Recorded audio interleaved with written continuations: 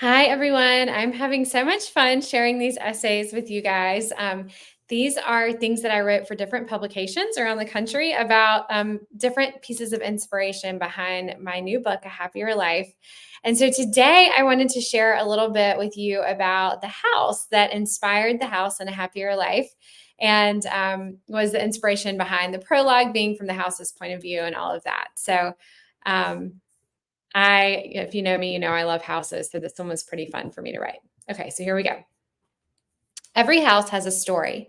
And if you had asked my friends and family members the day my husband and I went to look at a historic house on the coast of North Carolina's third oldest town, they would have said ours had a cautionary tale. They weren't totally wrong. The first time we walked inside, my husband actually literally fell through the floor. The house had been empty for more than a decade due to an unusual will provision, and it hadn't been updated or remodeled since at least the 1950s.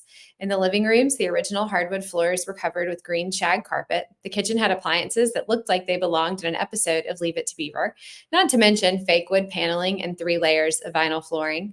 The bathrooms were various shades of pink, green, and harvest gold. This peeling ceiling plaster had been covered by stick-on tiles, and water spots surrounded the chimneys. The porches were sagging, the widow's walk was rotting, and the exterior paint was peeling. And yet, this place had something. When I said that to my father-in-law, a retired architect and builder who had come to look at the house with us, he said, "Oh yeah, it has something. Ghosts." Maybe he was right, and maybe that was precisely why I fell in love with it. Maybe that was exactly what caused my husband and me to ignore the disbelief of our friends, the well-meaning warnings of our family members, and the Historic Preservation Committee horror stories from our soon-to-be neighbors. This house had ghosts, and I wanted to meet them all. The minute we began unearthing the floors and stripping the walls and demoing the ceilings, the stories began. Some were true, well, true-ish anyway, like how the president of the Bank of Beaufort once lived here, and when he embezzled from his patrons, got caught and fled town, he hid the money somewhere in the house. We've never actually found it, but hope springs eternal.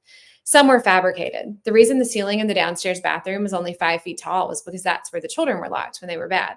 Some are unsubstantiated, but historically plausible. The woman that inhabited the house in the 1920s went up to the widow's walk on the roof every night to search for her husband, who had been lost at sea. Some things we know for sure. The original house, which was built in the mid 1700s, as are the other houses on our street, burned down in a fire. This house, built in 1903, was its replacement. Some we only feel. This was a house full of love, full of energy, and as we restored it to its former glory, it seemed to stand tall and proud once again. We gave this house a second chance, or a third, or a fourth, who knows, and it gave us a place for our family to grow, to escape from the pressures of the real world, to make memories we will cherish forever. This house, much like the town it resides in, is quirky and weird and imperfect, but it's also heartbreakingly beautiful and teeming with history, with columns originally from early 1900s ship's masts that still leak sap in the spring, and hardwoods that are bruised and gashed and worn from age, handmade tiles we painstakingly repaired, and hand-carved mantels. We discovered an ancient cistern underneath the guest bedroom floors, which sloped precariously to the right, and shed tears when a stunning pecan tree that was nearly as old as the house itself finally became too dangerously sick to continue to try to save. This house just doesn't have this house doesn't just have a story. It is a story. And so it seems fitting that all these years later, it would be the backdrop for my 11th novel, A Happier Life, the one I finally set in Beaufort, North Carolina, the town that stole my heart from the first moment I stepped foot on its sandy shore. In so many ways, A Happier Life is a book about the secrets our houses hold, the laughs they store within their walls, the memories they keep safe forever. The house in the story, based on the house we like to think we breathed life back into, has kept the secrets of Rebecca St. James, Beaufort's finest hostess, and her husband Townsend, and what happened to them the fateful night of their disappearance in 1976.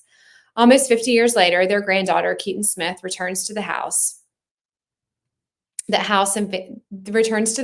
time and family forgot, to wade through the detritus of her grandparents' lives, to put their beloved home, which had been in their family since the beginning of Beaufort itself, on the market. Only in dismantling the home she'd only heard stories about, she begins to understand not only who her grandparents were, but also that what she has been told about their demise might not be totally accurate. In so many ways, it is the house itself that leads her to the truth, which seems right. Because I read once that every conversation, every laugh, every sneeze, every sound ever made in a house is stored somewhere within its walls. Sometimes I think of that, wonder if it's true, if one day my great-grandchildren will be able to sit in this home and distill conversations from 1907 or 2024. Like DNA testing or cell phones, it's only impossible until it isn't. Or maybe one day they'll read A Happier Life, recognize this home, and smile. Because through good and bad, for better or for worse, this house has become a part of our story. And every now and then, I love remembering, like the many, many families before us, we've become a part of its story too.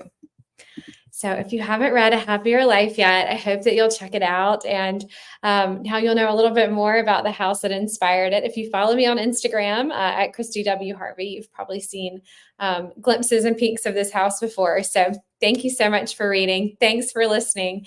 And I hope you have a great day.